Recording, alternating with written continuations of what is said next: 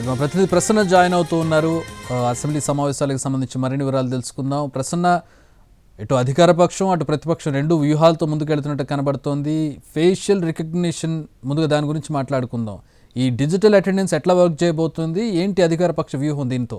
చక్రి, ఇవాటి నుంచి AP assembly budget సమావేశాలు మొదలవుతున్నాయి. 2026-27 ఆర్థిక సంవత్సరానికి సంబంధించి బడ్జెట్ ప్రవేశపెట్టడానికి ఈ సమావేశాలు ప్రధానంగా జరుగుతున్నట్టుగా మనకి తెలుస్తుంది. ఫస్ట్ పాయింట్ ఏంటంటే, వైసీపీ ఎమ్మెల్యేలు అసెంబ్లీకి రావడం లేదు, సరిగా రాకుండానే జీతాలు తీసుకుంటున్నారని ప్రధానమైన విమర్శలు స్పీకర్ కానీ లేకపోతే ఇతరత్ర మీటింగ్లో విప్పుల్లో చెప్పడం జరిగింది. దానికి సంబంధించి అటెండెన్స్ విషయంలో ఇందాక మీరు చెప్పినట్టు ఏపీ అసెంబ్లీ కొన్ని కీలక నిర్ణయాలు తీసుకుంది.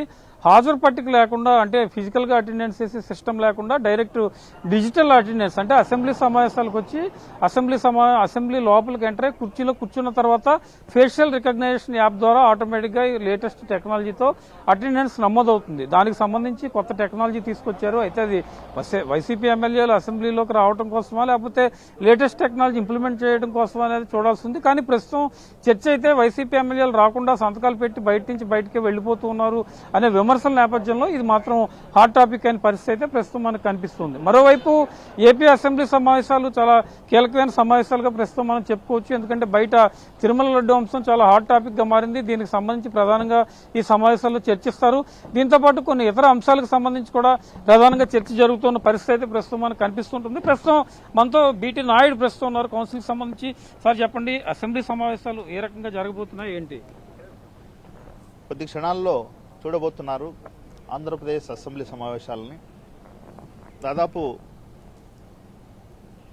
30 రోజులు, 20 రోజులు పని దినాలు అన్ని కలుపుకుని 30 రోజులు అసెంబ్లీ సమావేశాలు జరగబోతున్నాయి.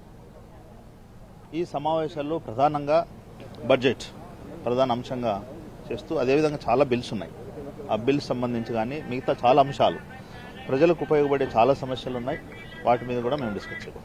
ఓకే సార్, ఇది మొత్తానికి బీటీ నాయుడు చెప్తున్న అభిప్రాయం. ఏదేమైనప్పటికీ అసెంబ్లీ సమావేశాలు వాడివేడిగా చాలా అంశాలు, ప్రభుత్వం అమలు చేస్తున్న విధానాలన్నీ కూడా అసెంబ్లీలో చెప్పడానికి రెడీ అవుతున్న పరిస్థితి అయితే ప్రస్తుతం మనకి కనిపిస్తుంది. సరిగ్గా 10 గంటలకి ఉభయ సభలను ఉద్దేశించి గవర్నర్ ప్రసంగం ఉంటుంది. ఆ తర్వాత గవర్నర్ ప్రసంగానికి ధన్యవాదాలు తెలిపే తీర్మానం మీద రేపు ఎల్లుండి ప్రధానంగా చర్చ జరుగుతుంది. ఈ నెల 14న ఏపీ బడ్జెట్ 2026-27కి సంబంధించి సభలో ప్రవేశపెడతారు. ఇది ఓవరాల్ గా ఏపీ అసెంబ్లీకి సంబంధించిన తాజా పరిస్థితి.